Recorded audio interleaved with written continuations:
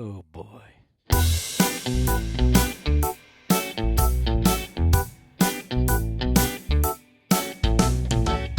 When I wake up each day, I feel so weary. Try to face the world, but it's so dreary. But I found that special thing that makes me cheery. Time to do music theory. Music theory.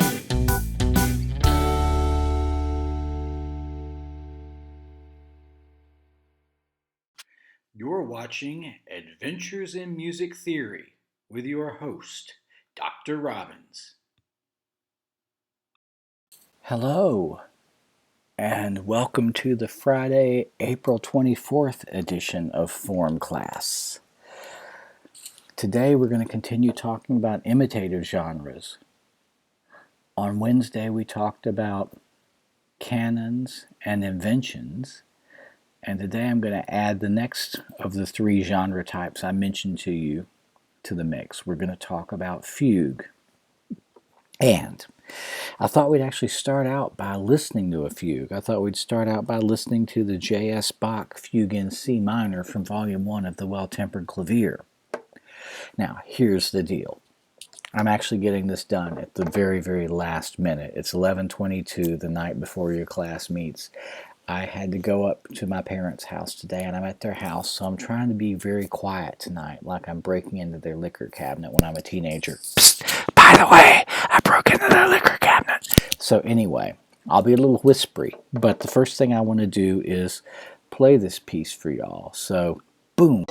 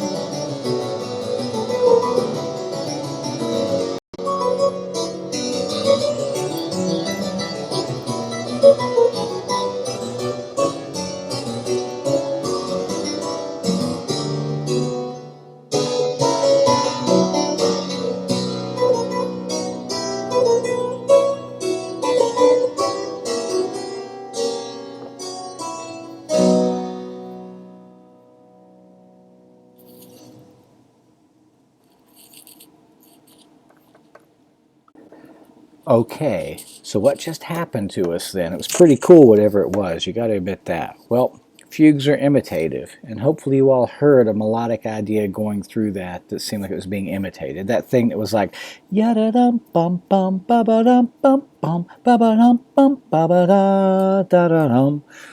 That should be something that's kind of ingrained in your ears after hearing that. So, as far as what's going on in a fugue, I'm going to give you the big overview first. And the first thing I'm going to say is what the book says. Fugue is not a form. There is no such thing as fugue form out there. Fugue is a compositional technique. It's a way of doing imitation. And I'll explain exactly what that way is as we go on here. But that being said, even though fugue is not a form, there is stuff we can come to expect to happen in a fugal work. And there are a lot of works that call themselves fugue, like, fugue in G, fugue in D minor, whatever, where all we can say is this is what happened in that work. And we can describe the way it's put together, which is its form. But as far as, is there a quote-unquote set of guidelines that you must adhere to be writing a fugue? Not necessarily. You need to be imitating. That's the big thing. But a fugue looks like this a lot of times. Formally, it starts with an opening section we call the exposition. And you're probably sitting there thinking, aha, That sounds familiar because that's what we call the beginning of sonata forms. And basically the exposition of a fugue does the same thing. It exposes us to thematic ideas, to what we're going to hear being imitated. Just like in a sonata form, we get to hear the thematic ideas that we're going to hear be developed in the development section. And in fact, the second section of a fugue is called the development section. And in that development section, well, we'll talk about that later. And the last section of a fugue is called the closing section, at which point you're like, okay, this doesn't sound as much like sonata form. It's exposition, development, and closing section, not exposition, development, and recapitulation like in a sonata. Although this exposition, development, closing section thing probably does sound like how an invention goes. The form of a fugue is very similar to the form of an invention. Of course, remembering that there's no such actual thing as fugue form or invention form.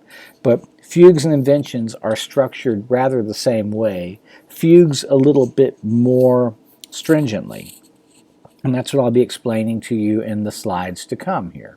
So let's go to the next slide. Let's talk about a fugal exposition. Just like we can talk about a sonata exposition and break it down into primary themes and secondary themes, we can talk about a fugal exposition and break it down. And in the fugal exposition, the first thing we want to break it down to, the most important thing for a fugue, you will never have a fugue if you don't have this, is a thing we call the subject. Remember, in an invention, the thing that starts an invention out is the thing we call the theme. Well, in a fugue, instead of saying a theme, we say the subject. That's a term that's especially reserved for fugal works. And basically, what the subject is it's the main melodic idea in a fugue, and it's the thing that's imitated. So like when we just heard that Bach fugue, that little ya-da-da ba ba ba ba da ba ba ya-ba-da ba ba ba da da ba da, that is the subject. And when we listen to it in a minute, hopefully you're going to remember that little subject I just sang, and notice that you're going to hear it restated, aka imitated, in other voices as the piece goes on.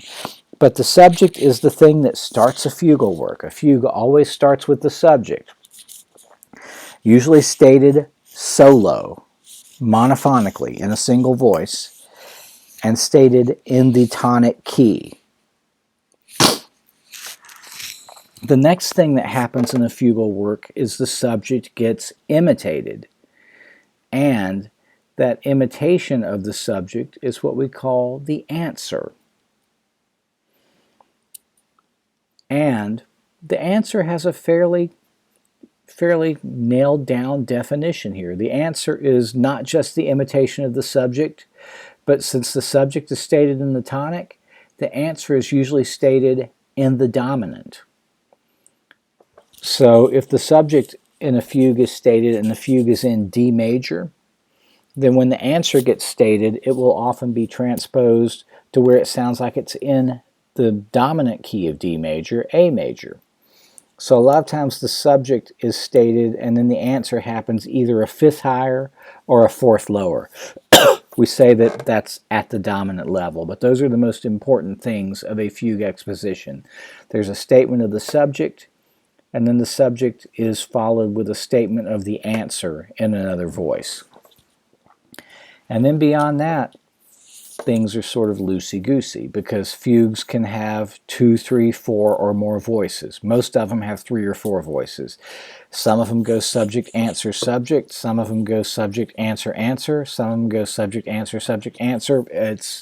It's not really set, but you can tell by looking at how the subject or the answer is done, whether it's at the tonic level or the dominant level, what you're hearing. So basically a fugue exposition is subject and answers, and maybe counter subjects.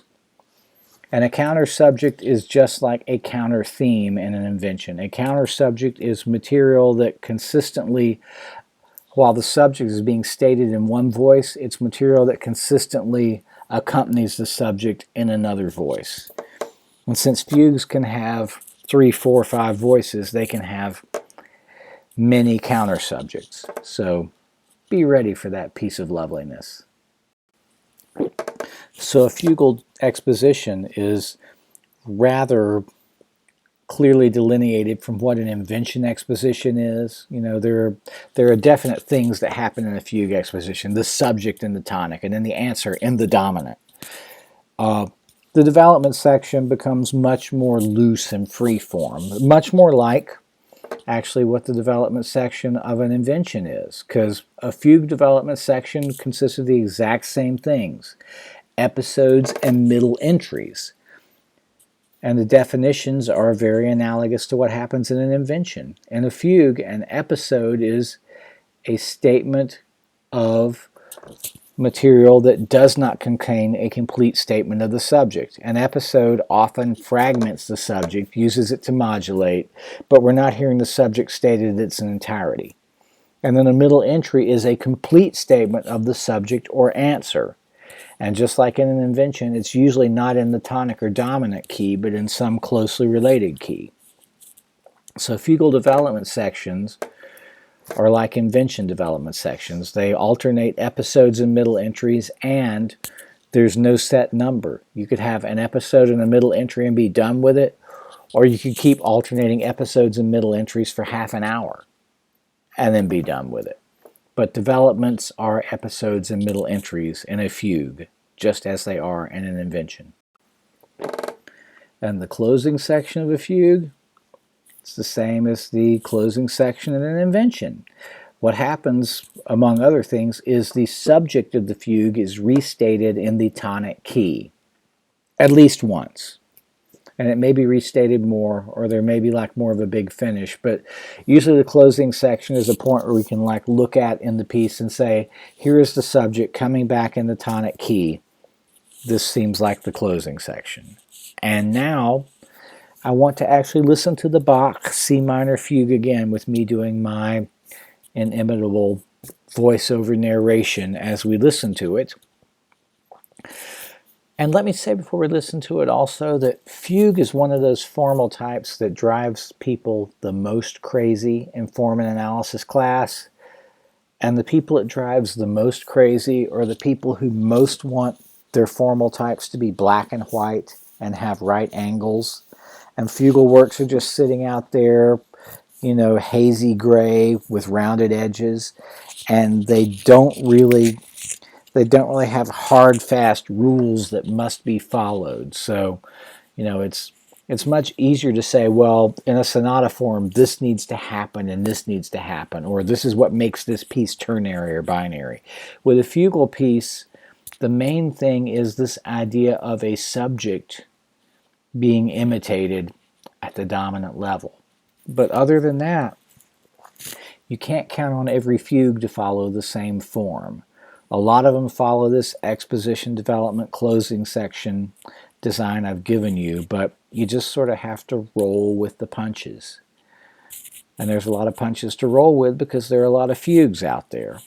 And they're interesting pieces, and no matter how frustrating it is to analyze them, please don't lose sight of this fact that they're musical styles that are very, very attractive to listeners and composers and performers because there is something charming about fugue. But the thing that's charming about fugue is also that it's kind of a sneaky formal type, especially in the development sections. A lot of times we don't know whether we're hearing an episode or a middle entry until we're halfway through it, because a lot of times an episode will start off like a middle entry. It'll start off with the subject, and then it will fragment it and leave it.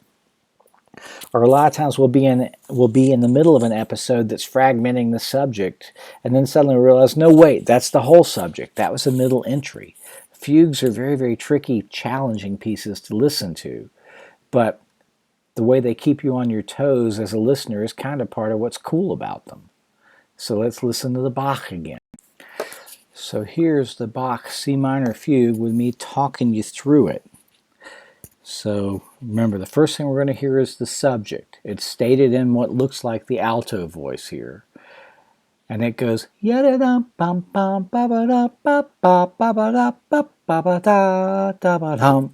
and it ends on that E flat at the beginning of the third measure. And then you can see it being answered. And I'm just going to let it go. We'll talk more.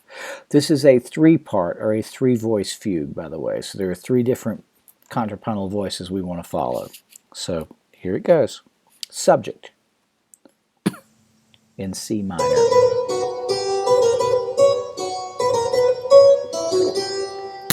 Answer.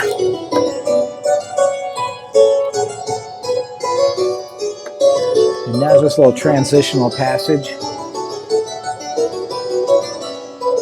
And there's the subject in the bass voice. And now we're in the development section.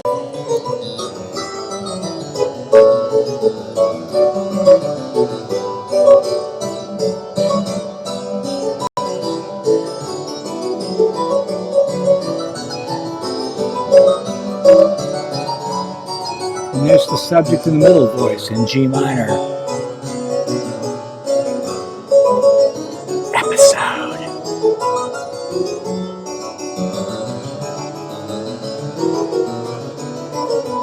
And there's a middle entry in C minor.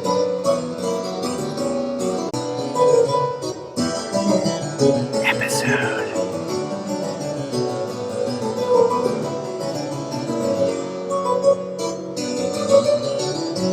Closing section now in the bass. And big finish. Subject over a pedal tone.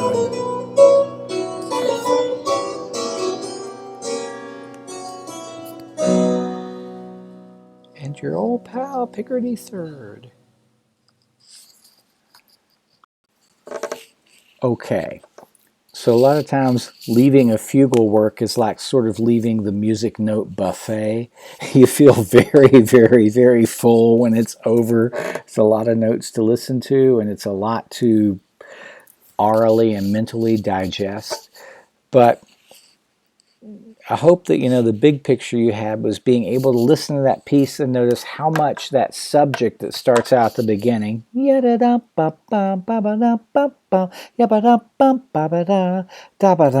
noticing how omnipresent that piece was, how much Bach was using it throughout the piece to imitate in other voices at other pitch levels, and also to fragment and use in sequences and use as a developmental idea.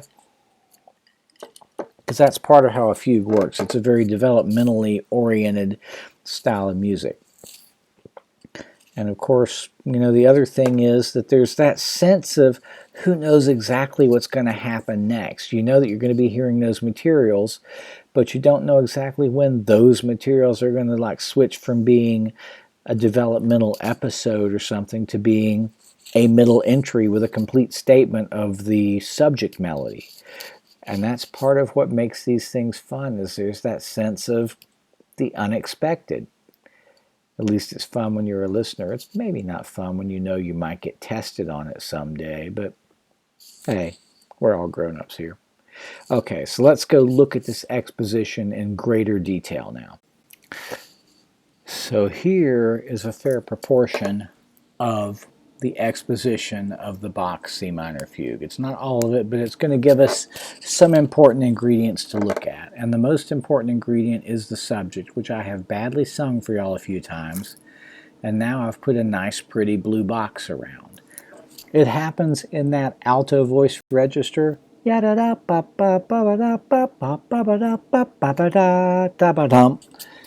up to that E flat. That is the subject. The answer is the red box, which actually does overlap into the middle line there. It happens in the key of G minor. Now, if you think about how the subject is, the subject starts out in C minor, CBC, which would be like do, ti, do.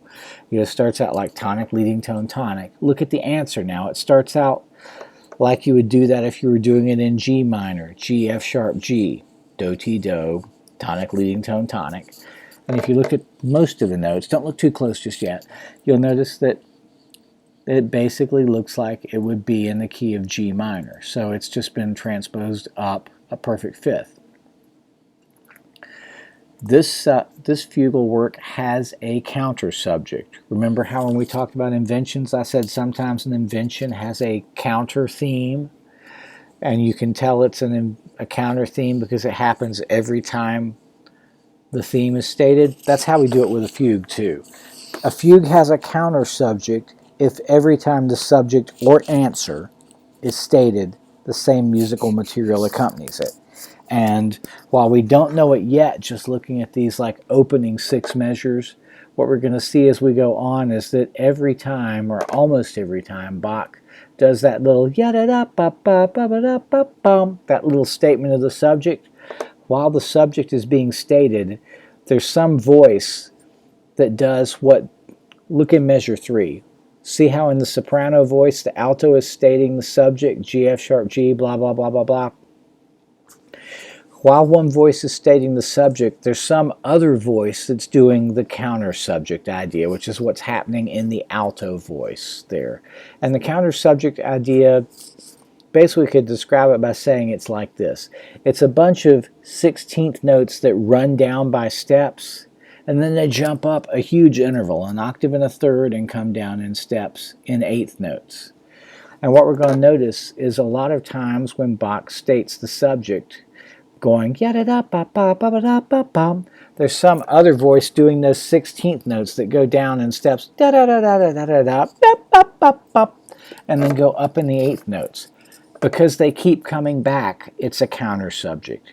To be a counter subject, you have to keep coming back. And then the other thing that happens is we have the subject stated in the middle voice, the alto voice. We have the answer stated in the soprano voice, the highest voice. And then while we're waiting for our third voice to come in measures 5 and 6, we have this passage where if you look at the music, you'll notice we're not hearing a complete statement of the subject. It's just sort of, it's fragmenting the subject. If you look at what's happening in the upper voice in measure 5, yada-da-ba-bum, but then it doesn't turn into the subject. It just takes the beginning of the subject and sequences it.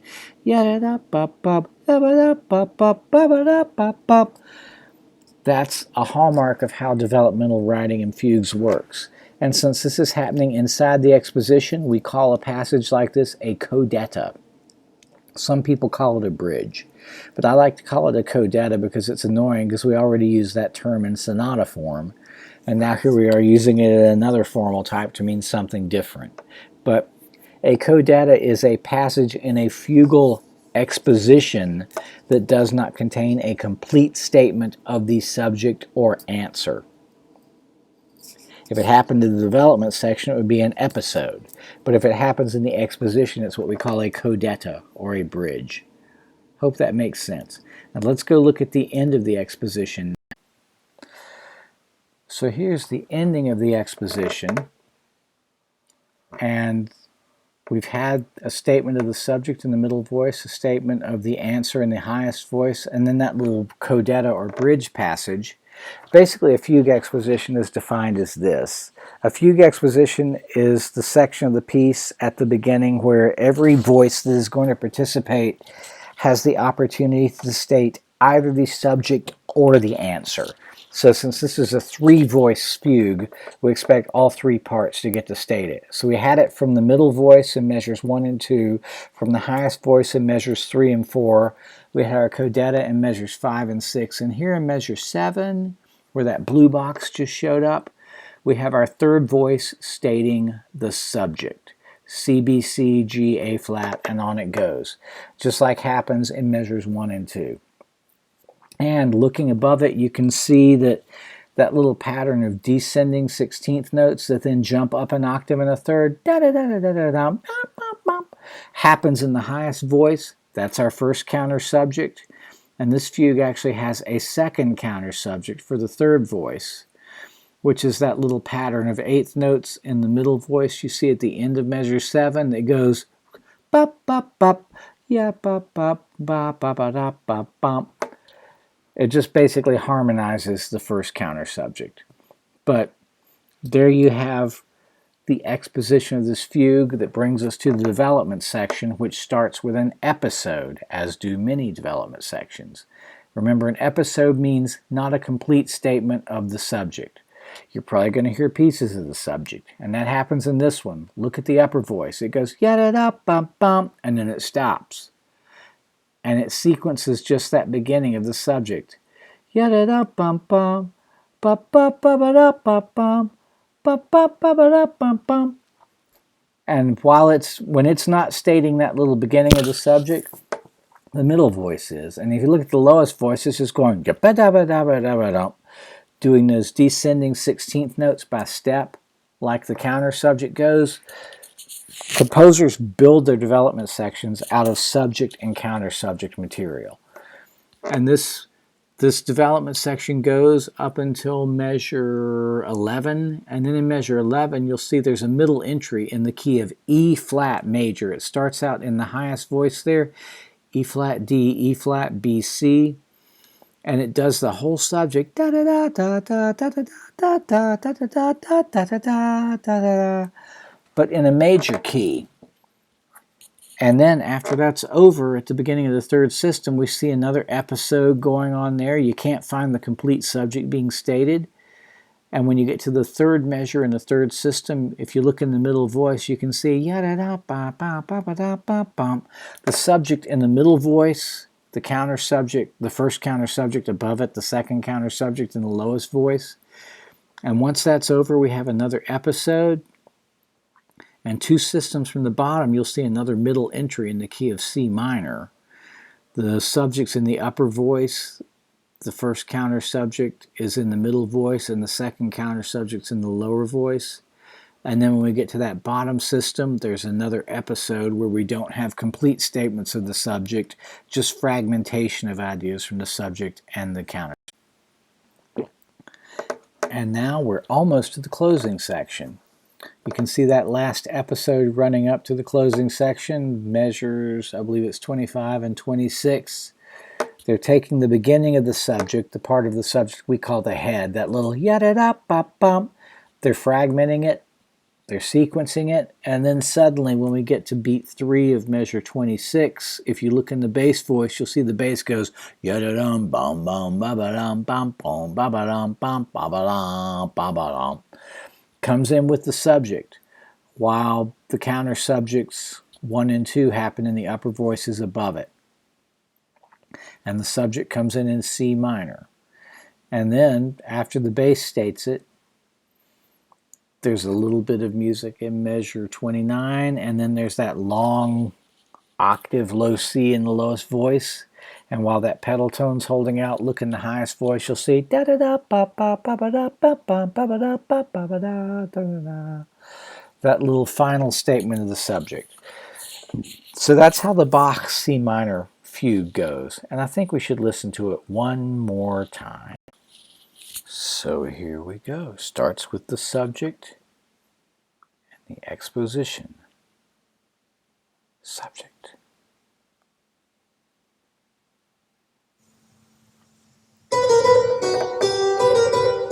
Listen for the counter subject.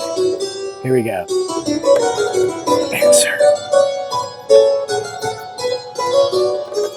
Go, Dada.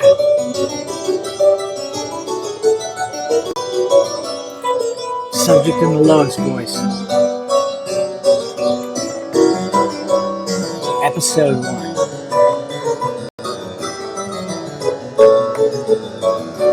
Middle entry, E flat major. Middle entry, or episode, excuse me. Middle entry in G minor.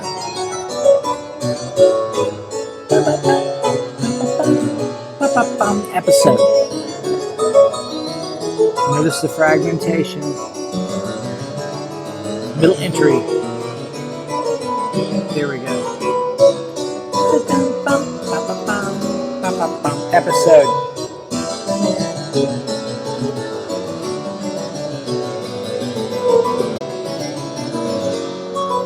Here we come up on the closing section. Now.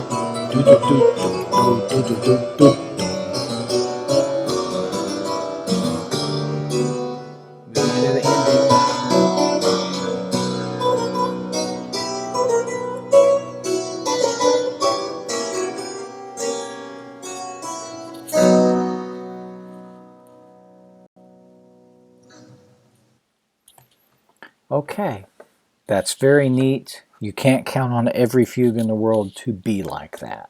But this is a really good fugue, and it's pretty indicative of how a fair amount of them go. So, hope you enjoyed. Let's move on to the next thing I want to talk about. This is maybe my attempt to explain a typo y'all may think you caught in Bach's music here. So a fugue has a subject and an answer. And there are two types of answers fugues can have. There's what we call a real answer. And that's sort of what you might think is going to happen.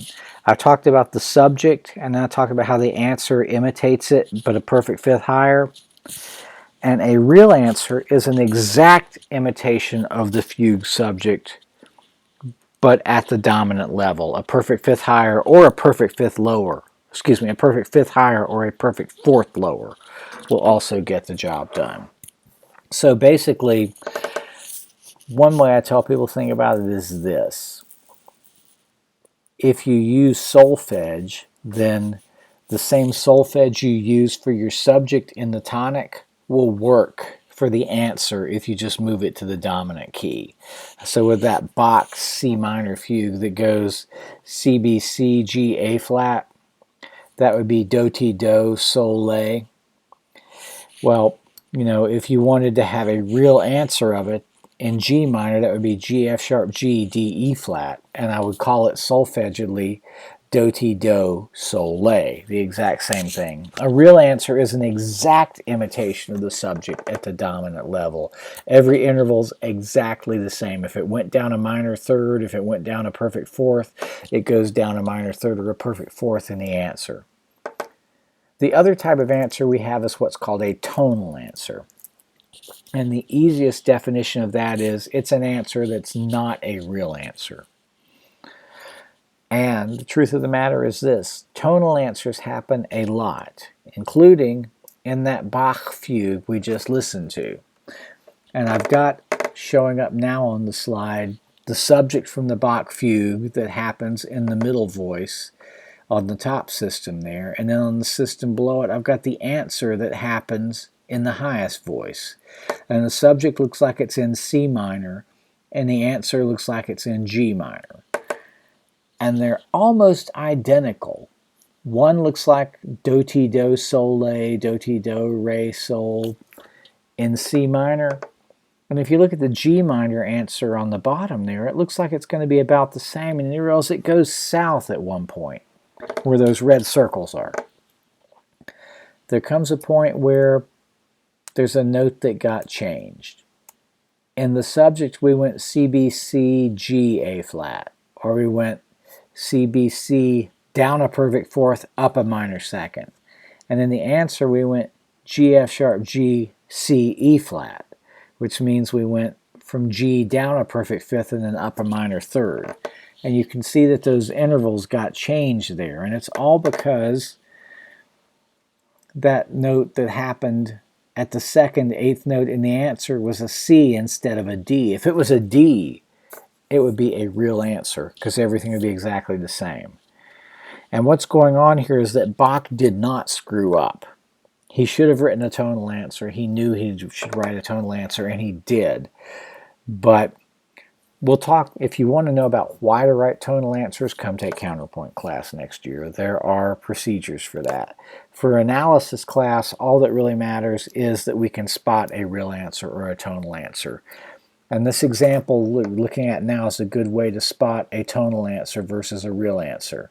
And really, the rule is this. If anything in the answer is different than it was in the subject, it's a tonal answer. So when we're looking at this thing, we can say, well, this is a tonal answer because in the subject it went down a perfect fourth and up a minor second. But in the answer it went down a perfect fifth and up a minor third. And even though everything else was the same after that, that's enough to make it a tonal answer. Capiche? Here's a little example with a subject I made up to illustrate this. And I don't have a keyboard available, so I can't really play this for y'all. But there's a subject written on the top system there, like it's in the key of A major. And I've gone through underneath and I've written out all the intervals with size and quality. And then underneath, I've written out a real answer. And if you go look at the intervals, you'll realize that all those intervals I've labeled are still exactly the same. Where there was a perfect fifth, there's still a perfect fifth. Where there was a major second or a minor third, there's still a major second or a minor third. But if you look at the tonal answer on the bottom system there, you'll see, ooh, it actually slips off a little bit at the beginning. And a lot of times where tonal answers slip off is at the beginning. It doesn't have to be there, but it usually is. But you'll realize the subject starts out and goes up a perfect fifth, up a major second, and the tonal answer goes only up a perfect fourth, but then it overshoots and goes up a major third. And that's because there's that one note that quote-unquote looks wrong in the tonal answer.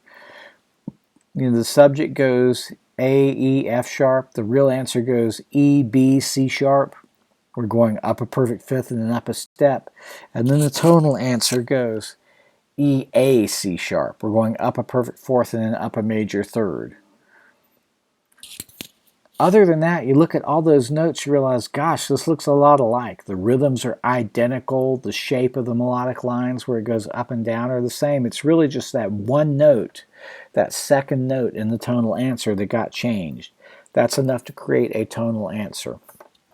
The reason why it happens is kind of in the name.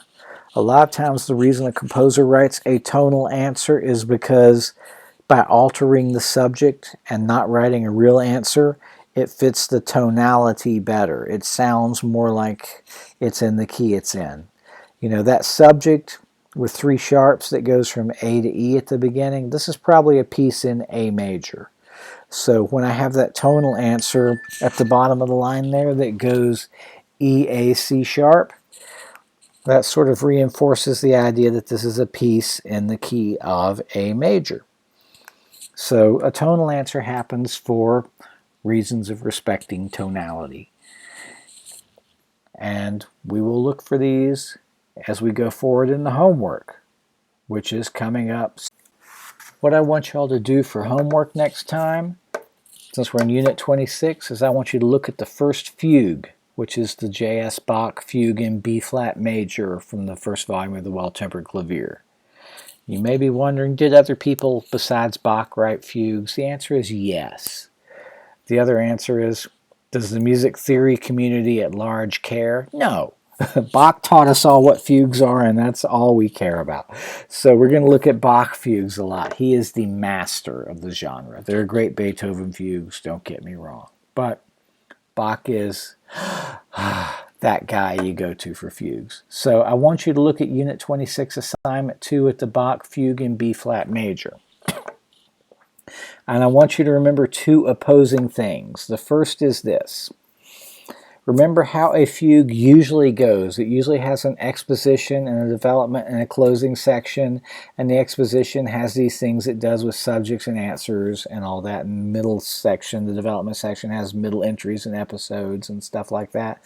And the other thing to remember is don't get so caught up on that that you start thinking you can't analyze this movement or this movement is wrong because it's not behaving exactly like every other fugal thing we've seen.